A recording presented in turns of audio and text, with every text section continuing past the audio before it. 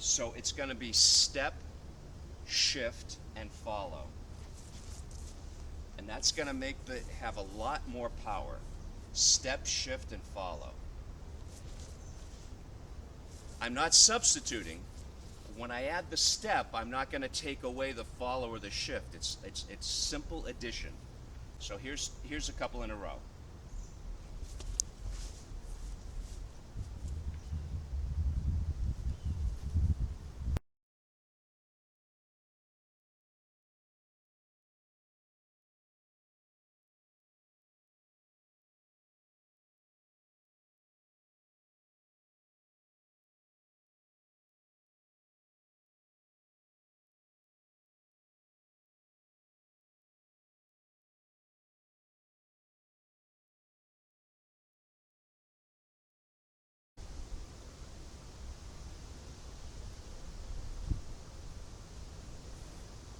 Welcome.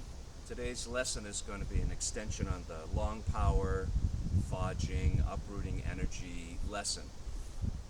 My practice partner today is Margo Zi Yan. I will leave a link to her YouTube channel down in the description. The previous lesson I did on this is, how to use your whole body power, how to push somebody. You'll see in that lesson too, there's also how to safely jump and ride that power so you land on your feet. That's called the sparrow's hop. The basic mistake that I see Tai Chi people doing is that when they want to push someone farther or they want to push somebody harder, they use more tension. And once you're tense, you're tense. You can't get any more power. In Tai Chi, if you want more power, you use more technique. If you want more distance, you use more technique. It's not about having bigger muscles. It's about having better and more aspects to your push. So here is just a quick review. Your first basic aspect or basic foundation of your push is your shift. So I'm just going to try to get the most out of that shift. It's the smallest part of the push, but it's the strongest part of your body. It's your legs and your hips. So if I want to push her farther, that way, instead of trying to tense more to get her to go farther, I want to add to my technique. So the thing I'm going to add is my follow step. I'm going to bring my rear leg up. I'll show you in slow motion. If I get this much here, I'm just going to bring my rear foot up to add to that push. So you'll see that she will go farther. It's not that I'm pushing any harder, I'm just using more technique. And then an easy way to practice this is to switch up. So I'm going to just shift, and then I'm going to shift and follow. She'll feel the difference, I'll feel the difference, you'll see the difference. When I want more power, I need to add to those two. So number 3 is to step in. What I'm going to do is I'm going to increase the distance with my front foot. If I shift to my front foot right away, gravity will be going through that foot, I'm stuck there. What I want to do is step into her stance with my front foot. The key is as I'm stepping in, that's also part of my push. I don't just want to step in and have that not affect her. As I step in, I want that to be moving her too. So it's going to be step, shift, and follow. And that's going to have a lot more power. Step, shift, and follow. I'm not substituting. When I add the step, I'm not going to take away the follow or the shift. It's simple addition. So here's a couple in a row.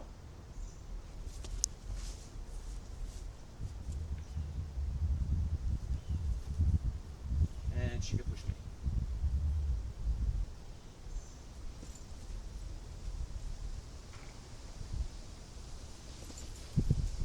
And again, on the hopping side, I can feel if she's got a really good root and she's pushing, I can give her more of my body weight.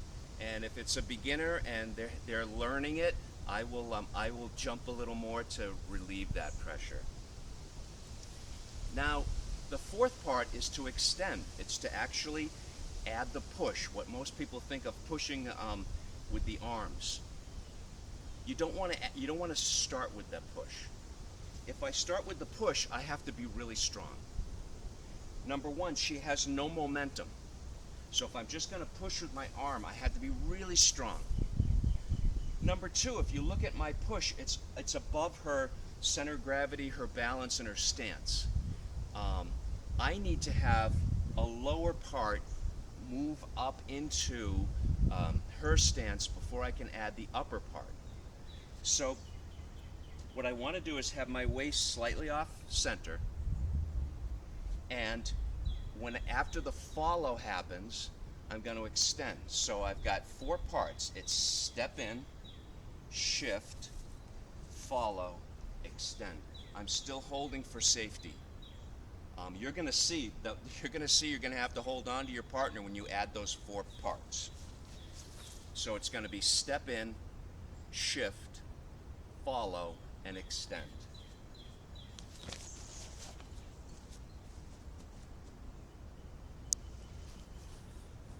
You see, I don't have to shove very hard because my lower body breaks her root. It uproots her. And then when I feel that her body's light, it's easy to add the extend. That's also where you can aim where you want them to go. If you were, want to go the diagonal, wherever, it's after her body's in motion. When I use the extend, I can aim that. There's some postures you can't use the extend on, like say parting while horse's mane or ward off. You wouldn't want to extend because you can hurt your shoulder, and also it just mechanically doesn't work. It's mostly on the straight technique. So step in, shift, follow, and extend.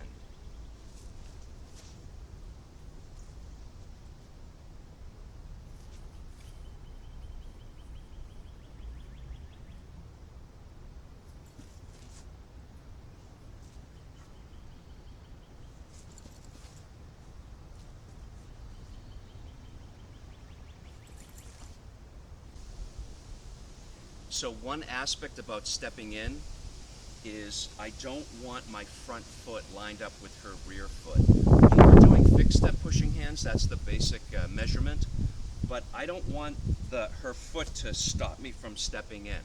So what I'm going to do, I'll show you this. If you look down in between her feet, when I step in, I'm actually going to put my foot into the middle of her stance, as opposed to me stopping because I touch that rear foot. Like maybe I can go much farther. So I want to make sure that my front foot is on the inside of her rear heel so that I can step as far as I want. And that'll definitely help you with that stepping in. One way to do it too is to just have that foot suspended in the air, and then as you start the push, it'll naturally go down to the ground where you need it. So try that when you're doing the stepping in. Now, you want to experiment, as one of my teachers said, don't trust me, prove it for yourself.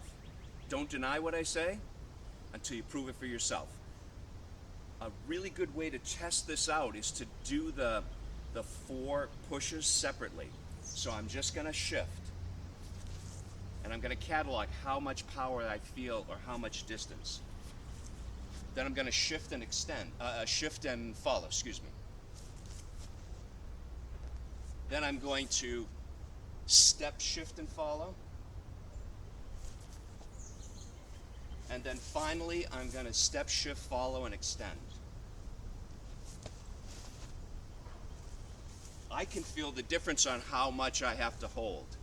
She can feel the difference on how much the power is coming, and then also we can see the difference. So the idea is that, again, I want to have more technique, more tools to add to my push instead of just adding more tension. So I'm going to do another video on this. There's Master Liang taught 10 basic long power techniques, and I'll do another one again soon, give you some more ideas. Remember, for safety, tuck your chin.